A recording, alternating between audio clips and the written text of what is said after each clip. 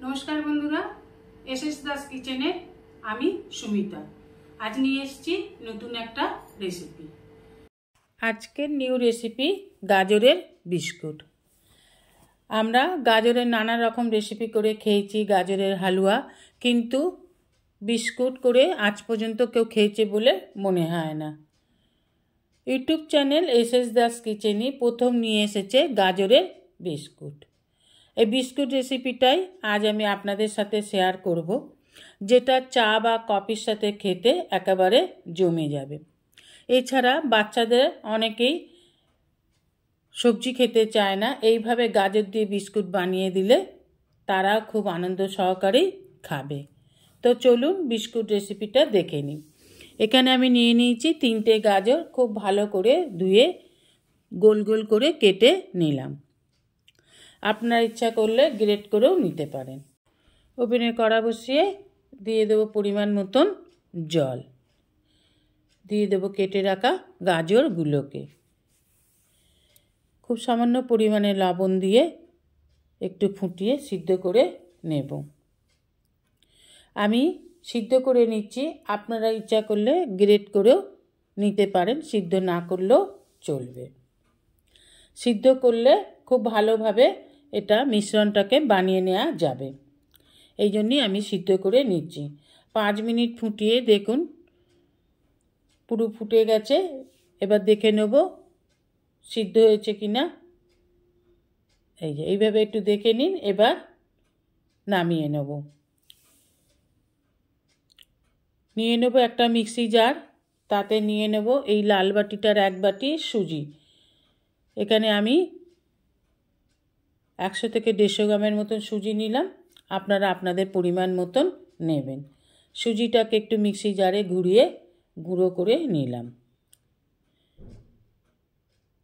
এবার নিয়ে নেব চীনাবাদাম।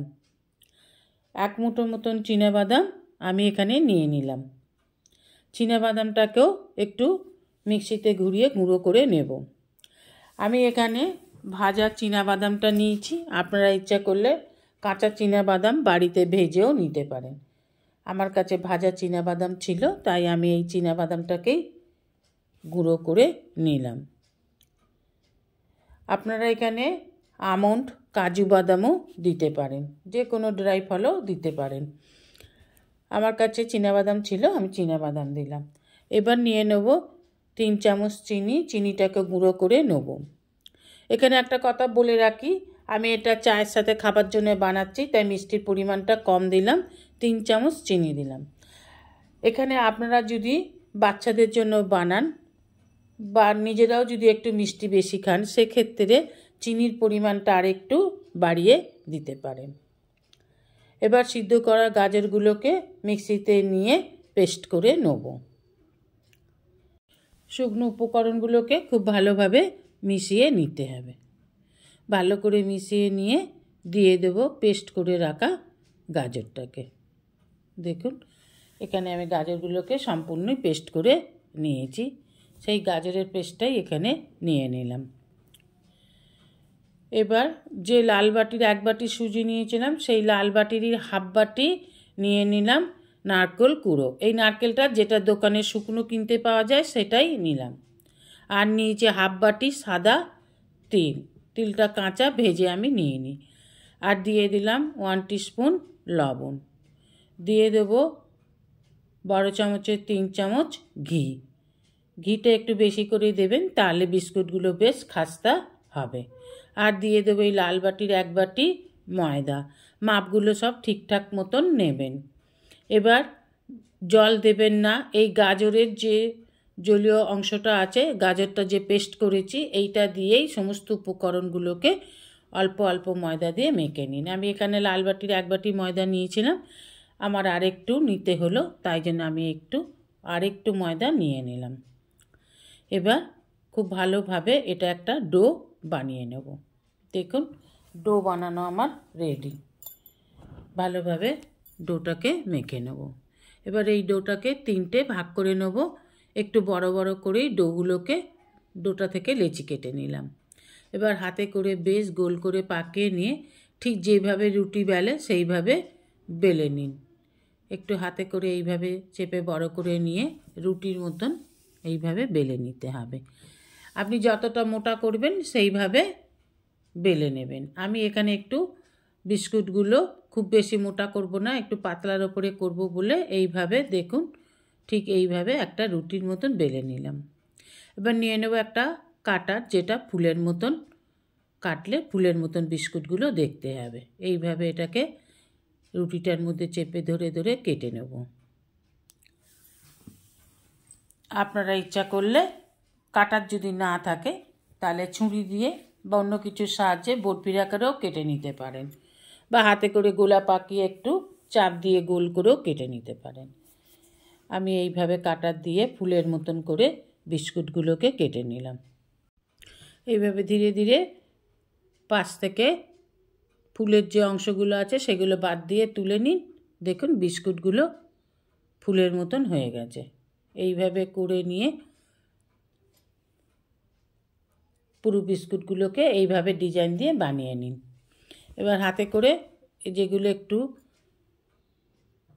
ভাঙা ভাঙা হয়ে গেছে ওগুলোকে একটু হাতে করে চেপে বসিয়ে দিন। এইভাবে দেখুন আমি একতলা বিস্কুট বানিয়ে নিয়েছি। এইভাবে বানিয়ে নিতে পারেন। আমি আরেকটা ডিজাইনও আপনাদের দেখিয়ে দিচ্ছি। এটা হচ্ছে লাভ ডিজাইন, যেটা দেখলে বাচ্চারা খেতে চাইবে বেশি করে। এই লাভ ডিজাইন রুটির মতন বেলে ঠিক যেভাবে আমি ফুলের মতন বিস্কুট কেটে নিয়েছি এইভাবে লাভের মতন বসিয়ে দিয়ে বিস্কুটগুলোকে আবার কেটে নিন। আমি এখানে আপনাদের দু রকম ডিজাইন করে দেখিয়ে দিলাম। আপনারা এরকমও করতে পারেন, আবার নিজেদের পছন্দ মতন বরফি শেপ দিন বা গোল করে পাতার শেপ দিন।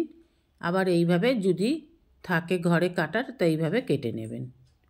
এইভাবেই আমি সমস্ত যতটা ডো বানিয়েছিলাম বিস্কুটগুলোকে এইভাবে বানিয়ে নিলাম। এবার ভেজে নেব। ওভেনে কড়া বসে দিয়ে দিয়েছি সাদা তেল। তেলটা খুব বেশি গরম করবেন না, একটু গরম হয়েছে সেই অবস্থাতেই এবার বিস্কুটগুলোকে একটা একটা করে তেলের মধ্যে দিয়ে দিন। গ্যাসের ফ্লেমটা মিডিয়াম টু লো ফ্লেমে রাখবেন, হাই হিটে ভাজবেন না। হাই হিটে ভাজলে খুব তাড়াতাড়ি লাল হয়ে যাবে, ভেতরের বিস্কুটগুলো কিন্তু কাঁচা থাকবে। সব সময় লো ফ্লেমেই বিস্কুট ভাজতে হয়। এইভাবে লো ফ্লেমে একদিক হয়ে গেলে আর একদিক এইভাবে উল্টে পাল্টে লাল করে ভেজে নিতে হবে। দেখুন এইভাবে যতক্ষণ একটা ব্রাউন কালার হবে ততক্ষণ পর্যন্ত এইভাবে তেলে দিয়ে ধীরে ধীরে ভাজতে হবে। লো ফ্লেমে ভাজলে বিস্কুটগুলো সম্পূর্ণই ভালোভাবে কুক হয়ে যাবে। দেখুন কি সুন্দর ব্রাউন কালার হয়ে গেছে। এবার আমি বিস্কুটগুলোকে তুলে নেব। এইভাবেই সমস্ত বিস্কুটগুলোকে ভেজে নেবেন।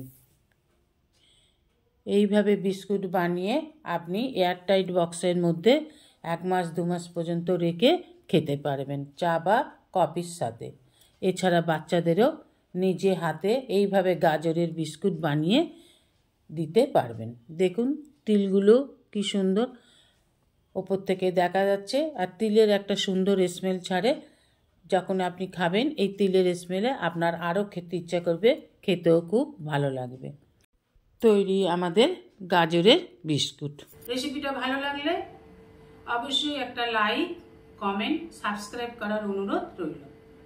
পাশে থাকা বেল আইকনটিতে ক্লিক করে দেবেন নিউ ভিডিওর আপডেট যাতে সবার আগে আপনার কাছেই পৌঁছে যায়। নমস্কার, আজ এই পর্যন্তই। আবার দেখা হবে নতুন একটা রেসিপির সাথে নতুন একটা দিনে। ভালো থাকবেন, সুস্থ থাকবেন, সঙ্গে থাকবেন। নমস্কার।